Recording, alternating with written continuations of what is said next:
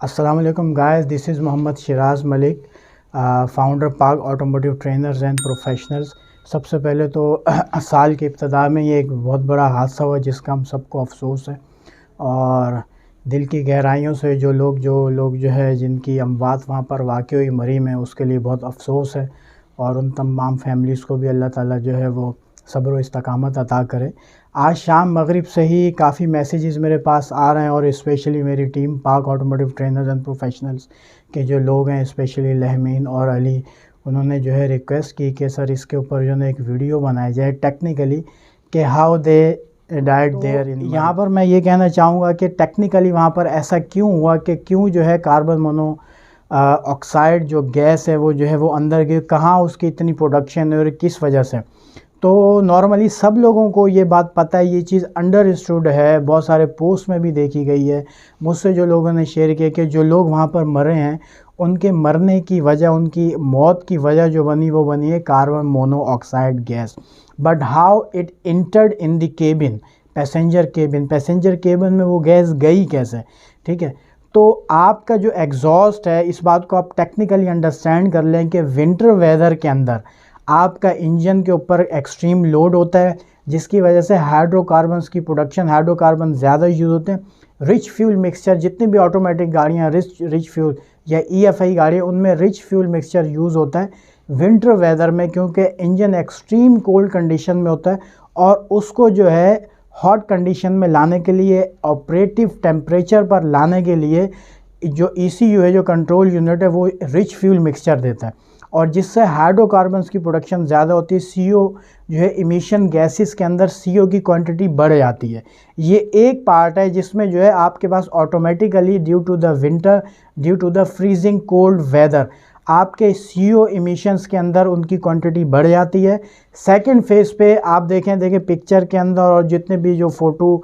चल रहे हैं इस वक्त के ऊपर सोशल मीडिया पे, न्यूज़ में, उसमें आप देखें गाड़ियाँ इस हद तक स्टक हैं कि आइस जो है वो जो है वो जम गई है, एग्जॉस्ट को ब्लॉक किया। एग्जॉस्ट को ब्लॉक करने के बाद वो इमिशंस जो है, जो CO और दूसरी हार्मफुल गैसेस हैं, वो उन्होंने बैक प्रेशर क्रिएट किया है। बैक प्रेशर क्रिएट करने के बाद कहीं से भी उन्होंने इंजन के थ्रू इंटेक मैनिफोल्ड में जो है अपनी जगह बनाई है। ये चीज़ें कॉमन है, हम किसी और वीडियो में डिस्कस करेंगे। मज़दा व्हीकल्स के अंदर जब एग्जॉस्ट ब्लॉक होता है तो इंटेक टेम्परेचर के अंदर एग्जॉस्ट गैसेस की जो है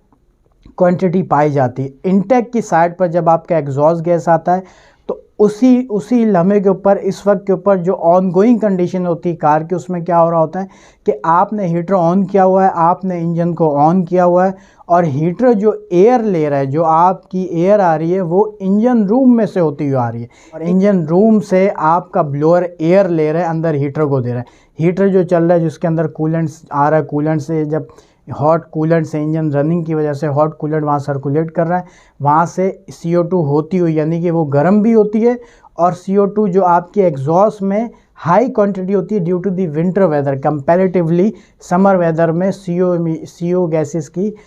मिकदार कम होती है, रिच फ्यूल मिक्सचर जो है ना कम होता है at the time of starting. Cold condition में CO ज़्यादा होता है, तो वो आपका इंजन रूम में होता है, और इंजन रूम से आपका जो ब्लोअर जब चलता है तो वो एयर लेता है। डेफिनेटली जहाँ पर आपका AC फिल्टर होता है, केबिन फिल्टर होता है, और फिर वो इंजन रूम की साइड से एयर लेता है, जिसके बाद वो केबिन में डायरेक्टली इंटर हो रही होती है। तो ये इतना ही ख़तरनाक है। इसके लिए रेमेडी भी आपको मैं बताता हूँ कि आपको क्या करना चाहिए। ये वजह बनी जिसकी वजह से कार्बन मोनोऑक्साइड इंटर हुई है केबिन के अंदर, ये एक बहुत बड़ी वजह थी जिसकी वजह से इंटर हुई है। बैक प्रेशर क्रिएट हुआ है, बैक प्रेशर से इंटेक में लीकेज हुई है गैसेस की, गैसेस इंटेक और एयर क्लीनर असेंबली के थ्रू बाहर निकली, और फिर उसके बाद जो है ना वो वहाँ पर जो है ना वो आई है। और गाड़ियों के बाद और ब्लॉकेज है, डेफिनेटली फ्रंट साइड से आपका बोनट भी ब्लॉक हुआ है, तो फ्रेश एयर का आना भी मुश्किल था बहुत ज़्यादा। तो इस वजह से वही कार्बन मोनोऑक्साइड केबिन में इंटर हुई है, और इंटर होने के बाद उसकी वजह से जो है ना लोगों को जो है वो डेथ कॉज, उसका जो है ना डेथ का रीज़न बनी है। सेकंड ये कि जब भी आप जो है ऐसे किसी वेदर में स्टक हो जाएं, जब आपकी गाड़ी के ऊपर कम्प्लीटली लेयर हो जाए, आपके जो है आइस की या स्नो फॉलिंग हो रही हो, और उसका परमानेंट जो है वो आइस जम जाए आपकी गाड़ी पे, और आप अंदर स्टक हो, तो कोशिश करें कि इंजन स्टार्ट ना करें। कोशिश करें कि ब्लोअर ना चलाएं, आप शीशे ऊपर रखें। और इवन कि अगर आप ब्लोअर नहीं भी चला रहे, इंजन नहीं भी स्टार्ट है, तो आप जो गैस एक्सहेल कर रहे हैं, यानी कि आप इनहेल करते हैं ऑक्सीजन, एक्सहेल करते हैं कार्बन डाइऑक्साइड भी सेकंड टाइम पर सेकेंडली जो है, यानी कि फर्स्ट नंबर पे मोनोऑक्साइड, सेकंड पे कार्बन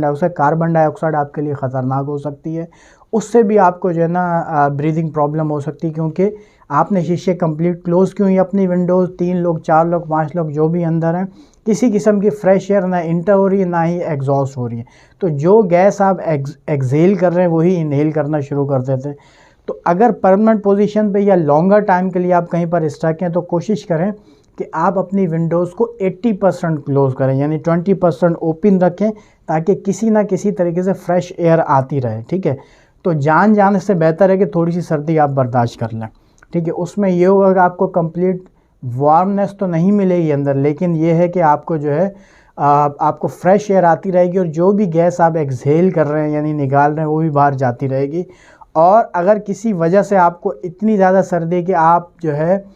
इंजन चलाने पर मजबूर हैं, और इंजन चला के हीटर भी आपने चलाया हुआ है, तो फिर आपने ये करना है कि हर 5 मिनट के बाद विंडो 1 मिनट के लिए डाउन करें, फिर अप कर दें, डाउन करें, फिर अप कर दें। ठीक है, क्योंकि मैं इस चीज़ एक्सपीरियंस से गुजर चुका, हमें भी ऐसे ही प्रॉब्लम आई थी। तो हमने क्या किया कि हम हर 5 मिनट के बाद 1 मिनट के लिए विंडोज़ को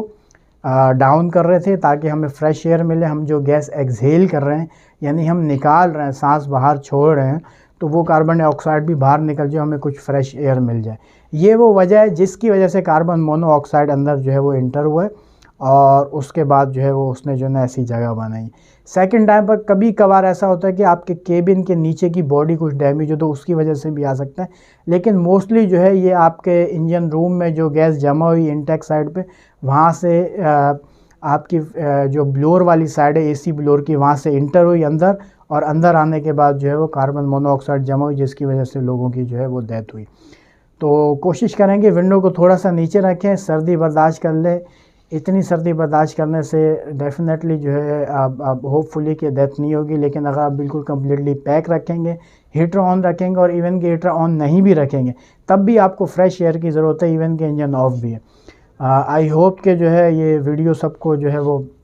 अब यूज़फुल रहेगी सबके लिए, और जितने भी क्वेश्चंस आ रहे थे उन सब के आंसर्स आपको मिल गए होंगे। इसके अलावा आप सोसाइटी ऑफ ऑटोमोटिव इंजीनियर्स के टेक्निकल पेपर में भी ये बात देख सकते हैं कि CO के एमिशंस बढ़ते हैं, और फोग के अंदर आपको जो है डेफिनेटली आपको जो है ना AC को कंट्रोल करना है, अपने हीटर को कंट्रोल करना है, और विंडोज़ को अप एंड डाउन जो है वो उसको पीरियोडिकली या जो है ना रेगुलर टाइम के ऊपर आपको अप एंड डाउन करना है, उसको बिल्कुल क्लोज़ होके पैक होके नहीं बैठना। आप पंजाब में जहाँ फोगी एरियाज़ है, वहाँ पर भी जब कम्प्लीटली विंडो अप होती है और आपका हीटर ऑन होता है, तो वहाँ पर भी आपको जो है वो अब ऐसा हो सकता है कि आपको जो है ना घुटन फील होने लगे, तो आप थोड़ी विंडो डेथ कैसे होगी गाड़ी के अंदर, जब जो लोग जो है स्नो स्टॉर्म के अंदर जो है वो फंस गए और बाहर नहीं आ सकते थे, क्योंकि एक्सट्रीम कोल्डनेस थी बाहर, और लोग जो है हीटर चला के जो है वो अंदर ही जो है वो महसूर हो गए अपनी गाड़ियों के अंदर। तो इस पर बहुत सारी चीज़ें अवेलेबल हैं, और एक अफ़सोस का मुकाम भी है, लेकिन हमारे पास एक अवेयरनेस की कमी है पाकिस्तान में, स्पेशली व्हीकल इंजीनियरिंग में, व्हीकल ऑपरेशन में, ड्राइविंग में, और सिस्टम्स को ऑपरेट करने के अंदर जो है ना हमारे पास जो है ना एक